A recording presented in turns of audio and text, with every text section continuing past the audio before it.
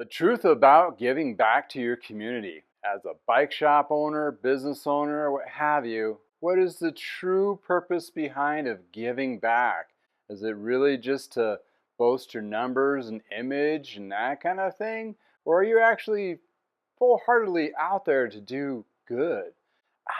Yes, let's review a couple of those things in a current event I'm about ready to embark on myself after this. Welcome to I Know a Guy Bicycles, hanging out with a guy. Hi, I'm Justin the Guy. Obviously I have a garage shop. Take scary how to use one bike at a time. If you want to be kept up to date on the latest projects and topics, please like and subscribe.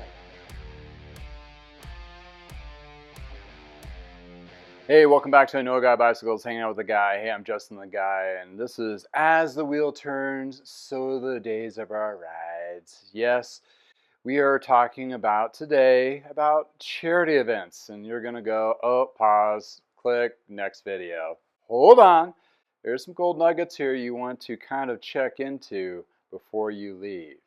Why? Well, why is a business, if your own business, or do these actual events, where does the money go to? Okay, I'm not going to go into dollars and cents of all these things, but the percentages is not really that great.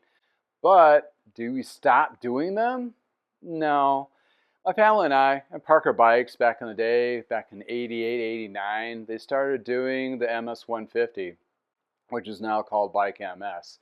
And from carrying the torch from the early 2000s to current, my family and I have been involved with that particular charity for 35 years now. But in any case, what's the real benefits? That's really been a question. What's the real benefits to the riders? What's the real benefits to the organization? What's the benefits to the shops that are actually doing those things? Okay, there's a lot of different perspectives here, right? And you get lost in the weeds pretty damn quickly. But lo and behold, after 35 years, I had a kind of an enlightenment on a bike ride and also a couple of events that I've done this year.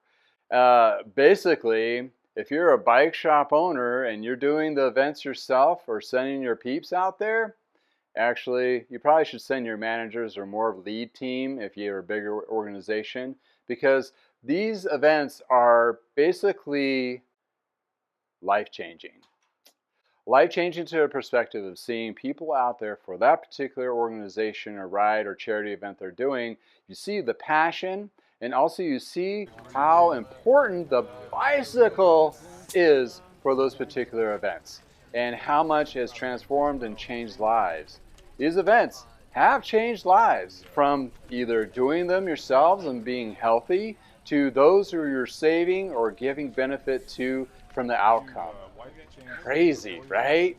Seeing that as a bike mechanic, not necessarily a business promoter perspective, it really changes my perspective and gives me the heartfelt, this is what I do every day.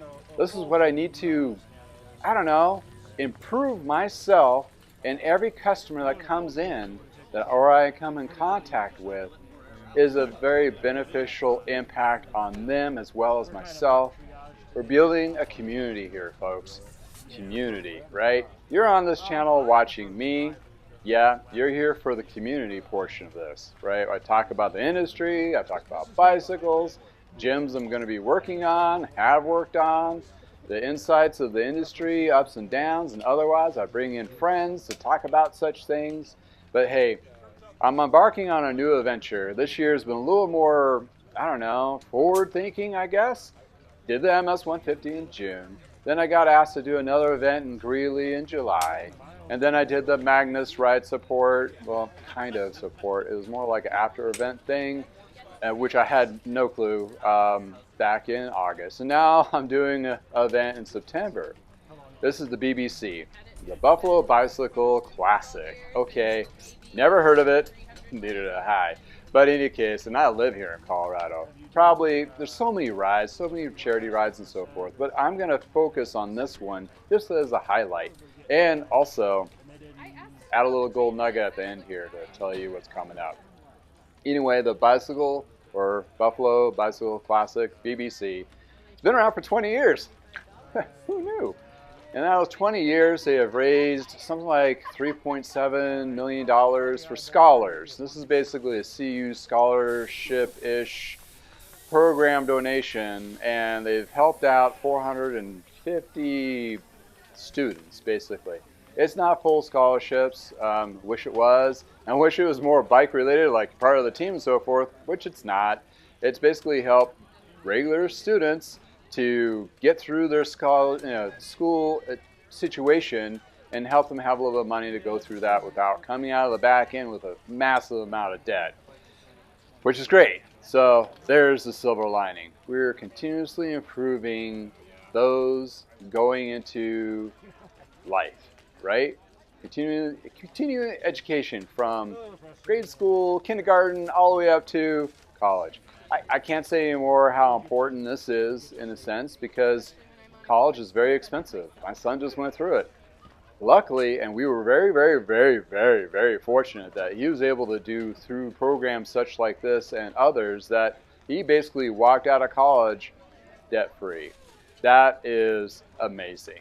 And then he doesn't have this mountain of debt to fight for the next 10 to 15 years because he picked this particular, I don't know, whatever he decided to do. Basket weaving? No, he's in computer science. But in any case, so yeah, scholars.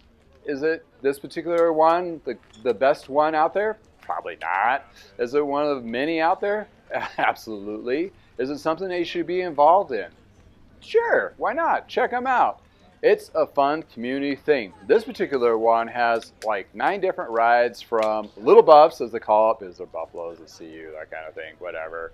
And then they have a couple different century rides and gravel. So it's pretty much a mix for everybody. Well, this lucky camper is going to go to the location rest stop in Hygiene, Colorado. It's a small little town between here and Boulder. And believe it or not, Boulder's like an hour away from here, which is insane. Looking on the map, it'd be like 15 minutes. But no. Anyway, sidebar. Yeah, so this location I'll be doing is a rest stop. And it is the main rest stop that all the routes go through, to and from through. So I'm going to be one busy-ass mechanic. Absolutely. I'm going to bring in a couple friends to help me out, and we're going to have a great time doing this. And I'm going to actually do something special, but I'm going to go into that in a minute here. Let me finish talking about this particular charity ride and other such. Well, it's supposed to help out with students, getting through, give them some money to kind of pay for books, life, whatever, just to get through the experience, which is great because we all know college is super expensive. And this is my way of kind of paying back, not having to pay for my own son's education. So any case, it's a community thing. Okay, let's back up and go back to the actual charity rides, scholar rides, whatever it's in your community. Is this something for you? Absolutely. Will you meet new friends? You damn will, for sure, and some lifelong ones. And will it get you off your butt off the couch staring at me right now and go for a ride to actually have a goal for health? Absolutely.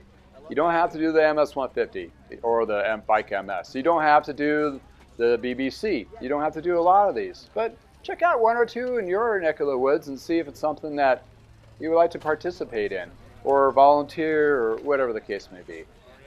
As in the bike shop perspective, yeah, for you as a bike shop mechanic, owner, manager, whatever, this is something you should at least do once a year, maybe twice, and just a charity ride. Nothing to the racers, nothing wrong with that. Not saying that. Just saying it's a different perspective of cycling that majority of your customers are actually partaking in. Listen to your customers. Are they doing these particular events themselves? Get out there. Go do it. Get a hold of the director. Sure shit, bet you dollars of donuts that they need a mechanic somewhere to help out, turn some wrenches, pump some tires up. In that case, why is it so beneficial? Well, I just said that before. It will life-changing moment for yourself as a owner, mechanic, whatever, a cycling community person. And then for the person riding, it's that thing. And then again, the benefits for the charity itself will help those who are in need. That's a win-win-win. In any case, yeah, it's a one-dayer. This one's going to be a long one. This is going to be the long one I've ever done because it has me showing up like at 7 and leaving at 4:30. That's a long freaking day. In any case, if you're in the neck of the woods in Colorado, close to Hygiene, going for your ride this morning, please come out and say hi. I'm the guy. I'll be hanging out there. I got myself a new tent. We'll check it out. I'll be easy to be able to identify. I know a guy bicycles in a black tent. How can he not miss that? In any case, I'll be out there turning wrenches with a couple buddies and my son, making him do some of this charity work because he got a good pass on his, so he likes doing these too. So we have fun. And we'll do, and here's the kicker, here's the gold nugget. Gonna do it live. So this is going to be a part of a series that I'm going to try to do when I do these particular events, because now it's become more of a regular thing. It's going to be Bike Mechanics Unplugged. Yep, you're basically going to hear us. I'll turn on the camera when we get in the height of the busy, of the chaos, talk to people that are working, doing the ride on the bikes they're doing. We'll talk about the bikes. We'll catch all the funny bits and the moments and the frustration parts when we're like, what the hell am I working on? Yeah, you'll get the insights of what mechanics are stressing through to get through that bike to bike to bike and fast-paced passion. Yes, it's a hit and run. I've captured a little bit before in videos, but I'm going to try to do this a little more solid. And if lucky, since it's a longer day, maybe I'll do a couple segments of it, depending how busy it is. And maybe some downtime when we're like sitting around and goofing off and just jibber-jabbering. We meet a lot of different characters out there, from old to young to beautiful to more beautiful. I mean, this is, cycling's great, and people are out there for a passion. The excitement's usually there. We'll see. Hopefully the weather's good for us. You never know, these particular events outside, yeah, whatever. But it's in September, and the weather's usually more tempered. So we're a little bit better than the ones in June that we've seen canopies blown away and that kind of thing. But in any case, please join me and my crew as Mechanics Unplugged series starting. And I can't give you an exact time because this event, I have freaking no idea when these cats are going to roll and get busy.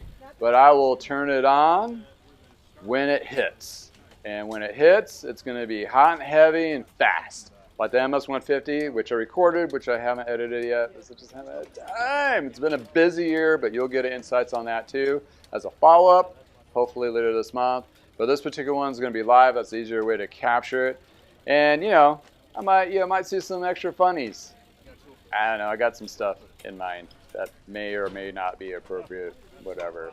In any case, please join us. Maybe in an hour or two after you've seen this gone live, or not live, but been released. And you'll see the live version of this mechanic and his buddies just getting through it. Just getting through it. And why do we keep doing this to ourselves? Exactly case in point. It's life-changing for us every time. That's why we keep doing this. It's kind of like you keep doing the same thing, but in this case, you are getting different results. But they're a little bit better results. And you get to see some cool stuff and unique stuff. And the Magnus ride is very entertaining because I got to work on some bike that was like early 80s. Like combination caliper, pull brakes back in the day. Watch the Magnus video, I'm sure you'll see that. And to the super high-end disc brakes and electronic shifting, all that. So it's kind of like you're thrown to the wolves, and the more complex the cycling world gets, it gets a little more challenging every year. Like, oh, that's the newest, latest, greatest, and I'm not sure if I know how to fix that. Hey, can you Google that up and see what we need to do? So we're not just basically bicycles or bicycles. At the end of the day, the wheels spin, the brakes stop, the gears get you going where you need to go. As long as it's safe to ride and the tires are aired up, that's a good day. Hey, if you don't get a chance to come out and watch us or come by and say hi, have a great day. And if it's nice in your neck of the woods, please go for a ride. And thanks again. It makes you to make this channel, so I appreciate you watching. And until next time from the garage, hopefully we'll see you in a couple hours. Have a wonderful freaking day. Yeah.